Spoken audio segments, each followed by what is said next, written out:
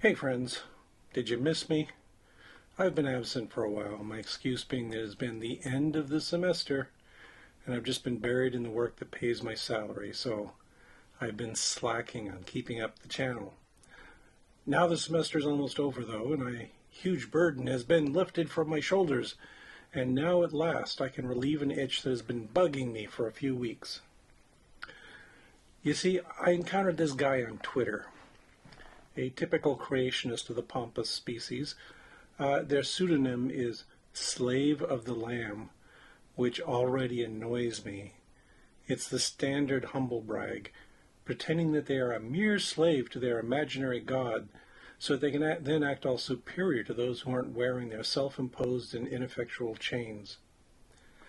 Persecution, it's what these kinds of Christians wallow in. But that's nothing. Let's set that aside. Let's look at the substance of what they're saying. And this is what really bugged me. They're trying to create doubt about evolution by appropriating scientific language. So they say, random mutation, natural selection, and reproduction aren't viable mechanisms for the type of changes you need for evolution. We know this because we've observed developmental gene regulatory networks in the process of ontogeny, and the only viable changes are at the periphery. Yeah, My eyebrows started to rise with the words developmental gene regulatory networks. This is a topic I know more than a little about, and I'm already a little peeved at someone claiming that developmental biology is an obstacle to evolution. No, that's silly. Ask an Evo-Devo person about that, and they'll tell you that development and evolution go hand in hand, working together to generate the patterns we see in nature. Further, though, this is pretentious nonsense. They're throwing around big sciencey words about concepts they clearly don't understand to create an illusion of scientific support for their claim. I knew this instantly because I recognized the language they were using. I knew right away that they were cribbing from Eric Davidson, a well-known Evo-Devo guy, and that they were destroying the meaning of an accepted concept in Evo-Devo circles, one that is not at all contrary to the idea of evolution. I could even guess which specific article they were mangling. I guess it was later confirmed when they cited it while quote mining from it.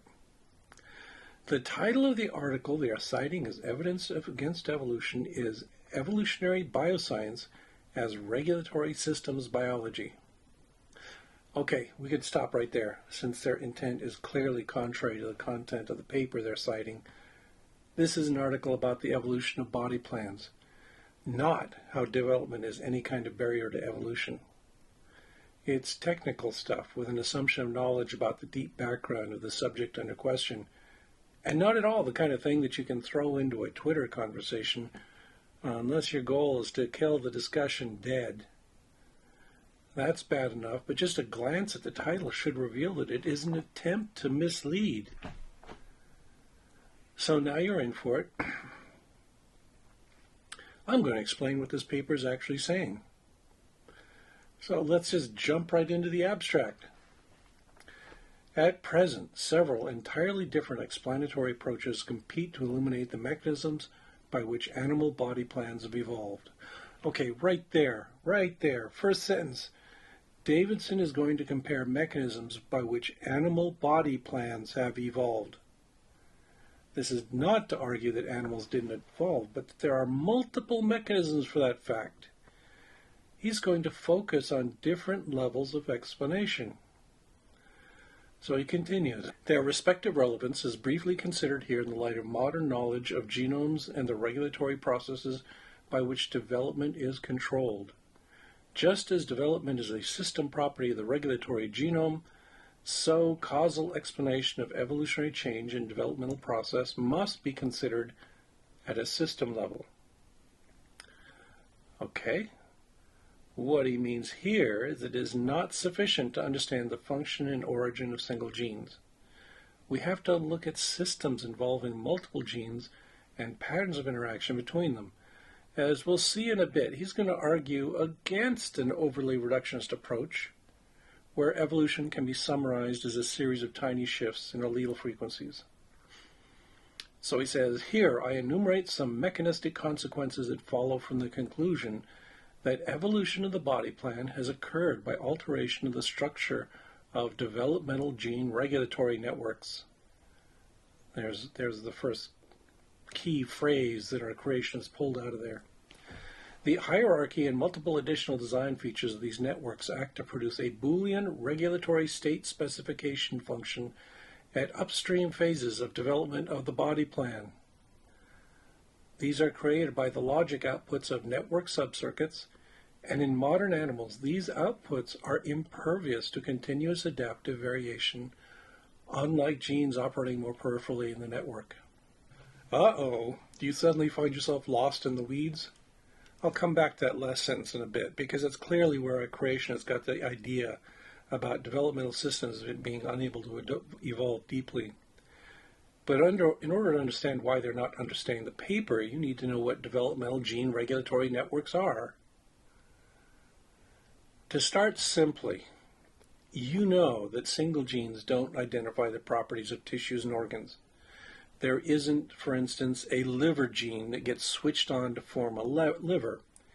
Instead, there's a plethora of molecular signals that impinge on an undifferentiated cell, and those signals trigger a whole complex cascade of activities that lead eventually to the differentiation of a liver cell.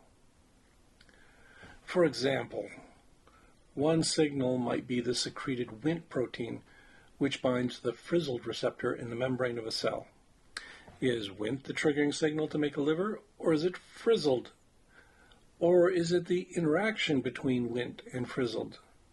I'd argue it's the interaction. We clearly have to step back and look at the process as not one about what a single gene does, but what the combination does. Then further, frizzled activates a series of proteins like GSK3 and beta-catenin. So the system we have to examine so far is Wnt plus frizzled plus GSK3 plus a whole lot of other gene products. To make it even more complicated, Wnt doesn't initiate liver development except in combination with many other signals. The point is that if you want to understand how an organ develops and evolved, it's not just about how single genes were tweaked by mutation and adaptation over time, but about how a pattern of relationships between genes evolved.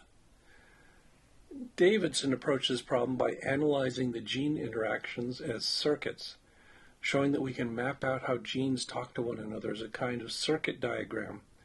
And that's what he spent most of his career working on. We can visualize the pattern of interactions between genes as lines on a diagram, as in this example. This is part of the genetic circuitry involved in specifying endoderm and mesoderm in an echinoderm. It shows the relationships between all these genes and forming different tissues, basically how signals are passing to switch on or off various genes associated with these tissues in a developing sea urchin. It's comparable to an electronic circuit diagram in that we are not necessarily hung up on the details of how a capacitor or a resistor works, but more interested in what is soldered to what. Now you might look at that and say, it looks like a complicated mess. Now how can we extract any utility from this kind of diagram?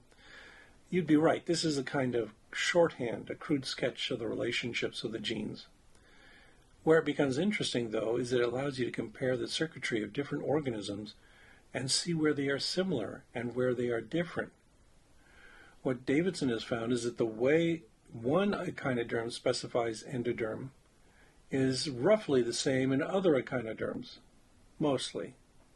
There are small differences in different species of echinoderms, but the overall circuit is recognizable and similar. And that's where Davidson is going with that last sentence of the abstract.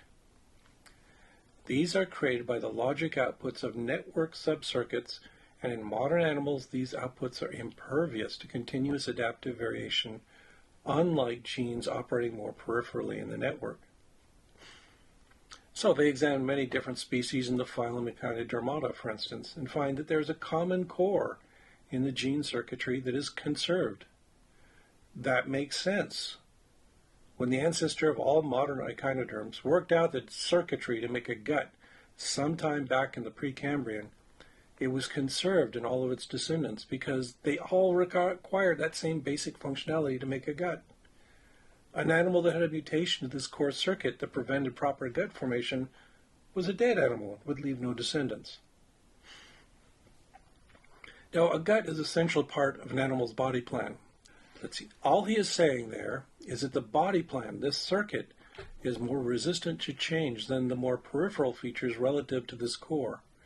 So, for instance, we can tolerate more variations to something like the shape of your nose than we can to changes in whether you have a nose or not. That's the gist of what Davidson is saying. Elements of the organism that are dependent on the pattern of interactions between many genes are more resistant to change than details that hinge on a small number of genes. This does not hamper evolution at all. Note that echinoderms may make their guts in similar ways, but echinoderms still encompass all the diversity of starfish, brittle stars, sea urchins, sand dollars, sea cucumbers, and sea lilies. Now, not everything in Davidson's work is uncontroversial, which is probably the only thing that creationists cared about. Davidson is rather aggressive in dismissing aspects of old-school evolutionary biology, and that's the bit Slave of the Lamb chooses to quote, selectively. For instance, they leave off this introductory bit.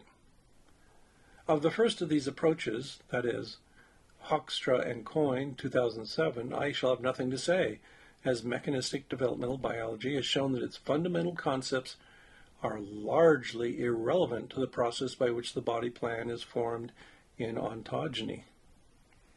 Yeah, I found that amusing and accurate. Coyne has been rather fiercely opposed to aspects of Evo-Devo. He got into quite a few arguments years back over the somewhat esoteric issues of cis-regulatory factors versus transacting genes, which I won't get into here. He was on the wrong side of history on that one. This comment from Davidson, though, has a narrower scope. He's arguing not that mechanistic developmental biology and the incremental gradualism of Darwinian evolution are wrong, but he is arguing that they don't apply to the issue of body plan evolution. The qualifier of body plan evolution is an important one in this paper. Davidson is arguing that just thinking in terms of microevolutionary adaptation of single genes is inadequate to explain the evolution of phyla. We need to consider whole circuits and patterns of interaction between genes. So he continues. Neo-Darwinian evolution is uniformitarian in that it assumes that all process works the same way, so that evolution of enzymes or flower colors can be used as current proxies for study of evolution of the body plan. It erroneously assumes that change in protein coding sequence is the basic cause of change in developmental program. And it erroneously assumes that evolutionary change in body plan morphology occurs by a continuous process. All of these assumptions are basically counterfactual. This cannot be surprising, since the neo-Darwinian synthesis from which these ideas stem was a pre-molecular biology concoction focused on population genetics and adaptation natural history, neither of which have any direct mechanistic import for the genomic regulatory systems that drive embryonic development of the body plan. Yeah, body plan, body plan, body plan. This is all about how patterns of multicellular organization arose back in the Precambrian and have been maintained for the last 500 million years. It is ridiculous to pretend that this work gives any comfort at all to creationist notions, or in any way calls into question the fact of evolution. What Slave of the Lamb is doing is classic creationist dishonesty and misdirection. What they are doing is quote mining. They finally parse fragments of a paper out of context, approaching it like bad theology. All we have to do is chop at the meaning of individual words until they can claim the whole has their desired interpretation, ignoring the larger sense of the paper. They are also misrepresenting. They present their version of the story as if, gasp, the evolutionists have been hiding this dirty little secret of their own disbelief in evolution. This is not the case. Every evolutionary biologist will tell you that there are many mechanisms of evolutionary change. If we say that drift is an important process in evolution, that does not imply that we reject natural selection. They're also privileging authority. Religious arguments are ultimately arguments from authority, an invisible phantasmal authority that they alone can hear. So they give excessive credulity to citing, often incorrectly, big names in biology. I respect Eric Davidson's work, but I'm not going to drop to my knees and automatically praise his ideas when a creationist name drops him, especially when they clearly do not understand him. Another thing they do, dressing up in a lab coat. Years ago, I had a good laugh at a documentary put on by the televangelist D. James Kennedy, who was going to prove that evolution was wrong. The show opened with Kennedy in a lab coat in front of a table full of bubbling flasks and beakers full of colored water. This is the same thing. See, the creationist says, I can quote a peer-reviewed paper from the scientific literature and use scientific jargon, so I must be smart. Sure, Otto, you just don't understand it. Well, there, that's enough. I have scratched my itch, and I hope you might have learned a few things. I can honestly recommend the work of Eric H. Davidson if you want to dig deeply into how genes are regulated in development and evolution. Unfortunately, he died in 2015, but I'll read a bit from his obituary in PNAS. Eric H. Davidson, a world leader in developmental biology, demonstrated that most of development is indeed regulated by the genome.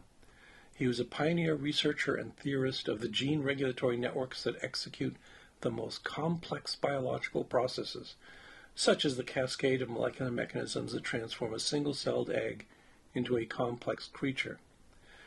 He insisted that the seemingly infinite details of classical developmental biology had to be explained in terms of the function of DNA sequences inherited in the genome, and showed how genomic information is used to initiate and drive forward development. Right, and this is the guy a creationist chose to misinterpret, to cast doubt on evolution. The scientist whose last book was titled Genomic Control Process, Development and Evolution. Okay, thanks for watching. I'll just ask that you click on that silly thumbs up button if you like the video, and maybe even subscribe if you want more. If you're really interested, of course, I have a Patreon account. See the names of all my subscribers scrolling by? Although, fair warning, I put a lot of spider photos there.